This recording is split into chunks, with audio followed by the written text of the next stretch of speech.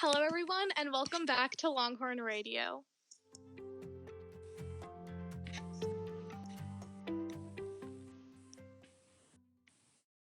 We are your co-hosts, Desi Bonev and Shreya Sinone, and welcome to episode 4, the school sports season. We hope you all had a chance to relax over the break and fuel up for the second semester. Before we hop into today's discussion, quick reminder that Monday the 18th is Martin Luther King Jr. Day, and there will be no school. Today we will be talking about Lee's sports season this year and how COVID-19 affected it. Amidst the coronavirus pandemic, we were super excited that this very prevalent topic was requested by our two guests. And now, joining us today are Natalie and Rachel McCarroll. Hi, guys! Hi, I'm Natalie.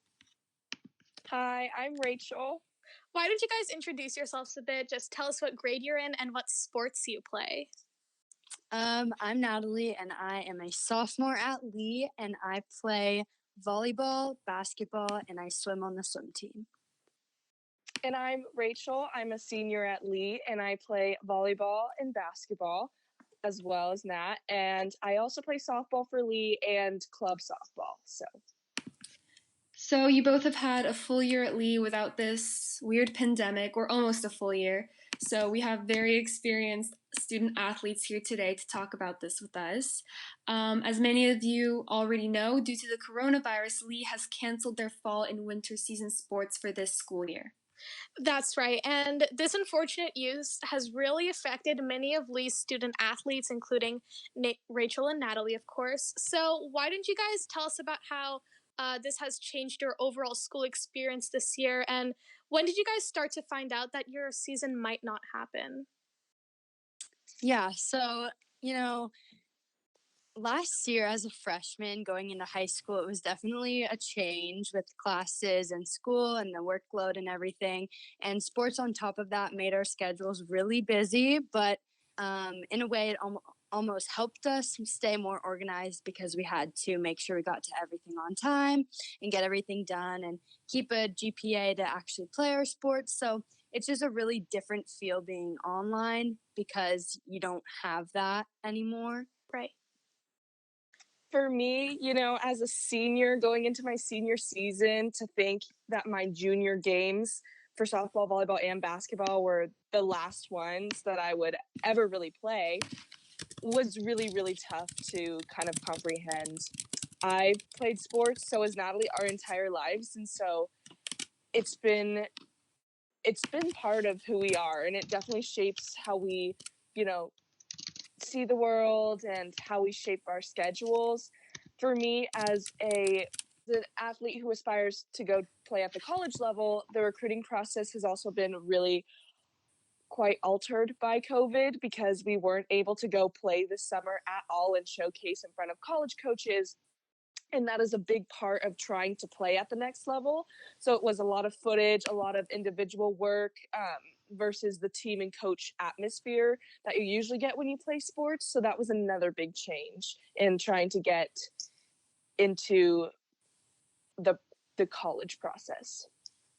I'm so sorry about your senior season. I know it's the best season for athletes and it's a lot of people's favorites, and there's so many fun things you can do when you're a senior in sports. But you also talked a lot about how a lot of opportunities were taken away from the whole selection process for college. Could you talk a little more about some opportunities you've seen your friends struggle with or have been taken away from this, or yourself, or some of the opportunities in general that you see have been taken away from student athletes by skipping these seasons?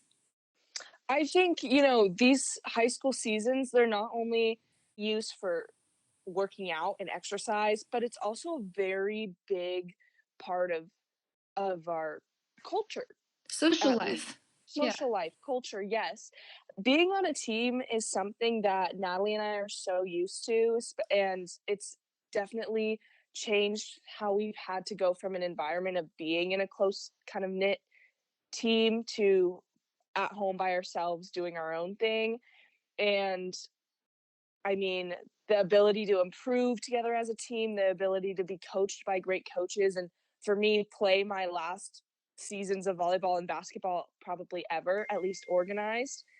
has been, taken away from us. And I just feel for the rest of the senior athletes who have lost their season as well, and kind of their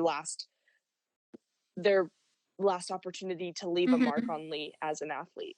I totally agree. I feel like it's not just for the seniors too, but so many freshmen missed out on this experience because I remember as a freshman I played two sports at Lee. I did tennis and swim, and I was a new kid. I didn't go to Union or Dartmouth, and the tennis season is at the very beginning, and it really helped kickstart that really awkward new kid moment where I didn't know absolutely anyone.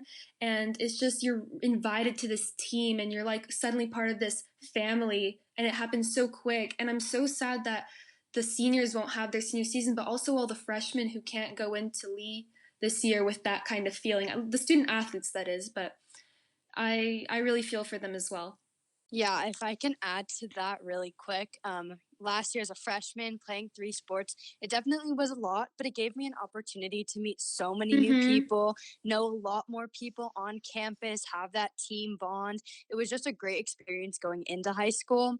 And I definitely feel for all the freshmen, but even the sophomore and juniors that didn't get to play a sport last year, or their sports season got cut in spring, or just they got cut from the team and they wanted to try again, or they're trying a new sport. It's just playing sports, especially at Lee, of such a family aspect, and for that to not happen this year is definitely something a lot of people miss. Yeah, I bet. And just out of curiosity, how long have you guys been playing sports, like in general? Natalie and I have been playing sports since we could walk, basically. We've Wow. tried everything you can imagine, and we stuck with it. So you must be like really attached to it, and like I can't even imagine, like I don't play sports. I am just not that athletic person. I'm lanky. I don't even I don't even know. But I bet that's super hard for you. And but we just want to know, like, what did your coaches try to do to get around the obstacles that COVID gave you? So I know a lot of coaches at Lee have tried to do some online conditioning, but also kind of include some in person as the COVID regulations allow us to.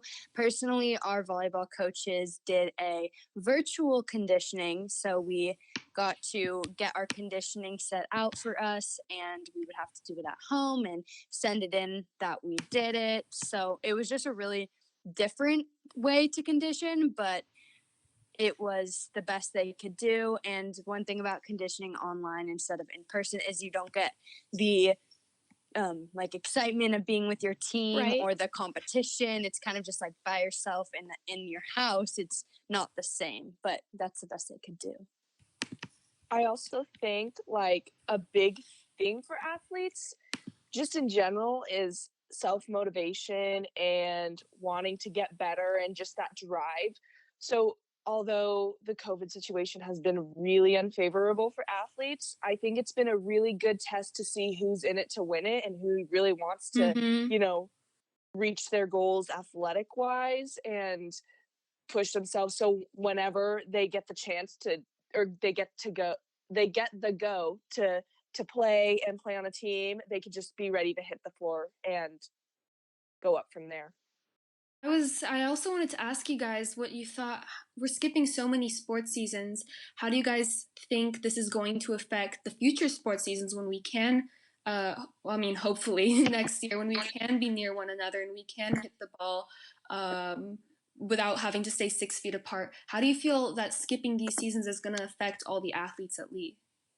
It's really going to make an impact for all of the freshmen that don't get to get their names out there, get to meet coaches, start a relationship, get on a team. Not only freshmen but all grades, they don't get that. And so for next year, with a ton of more new faces on top of all of the people that wanted to try out this year that didn't get a chance to, plus the new incoming class and the addition of anyone else, also it's just gonna change the competition level, and it's also going to it's going to be a real test to see who's stayed in shape, who's worked on individually, which will also be a contribution to the tryout process too. I completely agree with that. That's very, very true. So just going off of that, do you guys have any advice for student athletes whose sports or sport was canceled this season? Yes. I mean, as a senior, obviously, if sports ever come back to Lee, it's kind of, take that season like it's your last, right? Because I wasn't aware that my junior season was going to be my last. So Mm-hmm. just be ready for whatever it throws at you and be willing to work hard and putting 100% of your heart into it because that's all you can do. And just, you know, work and work and work and be a good teammate. And I think all those things will help the player mindset and just achieve the athletic goals of the Lee community. That's great. Natalie, do you have anything? Yeah, also when you're playing a sport, doing what you love with all of your friends there, all of your teammates, the competitions in games or practices, just take it all in. You need a lot of motivation coming off of this really rough year, but just take it all in. Take every piece of advice you get from your coaches. As Rachel said, be a great teammate. They're going to be lifelong friends you make. And it's just a really good experience for everyone. So just kind of take it all in and make it memorable. And as Rachel said too, play it like it's your last. It looks like we lost Shreya here for a second, but you guys are giving really great advice. I feel like I think we live kind of nearby because sometimes I see you guys running around in the neighborhood or working out. And just to top it off with all the advice, what are some tips you have for student athletes who are trying to stay in shape right now? What are some ways that they can get out of the bed and get some motivation to go outside? Kind of like a motivator for us real quick because you guys are doing such a great job, well, from what I see, but it looks like you guys are very dedicated and really in love with what you do. So what do you have for the student athletes who are listening?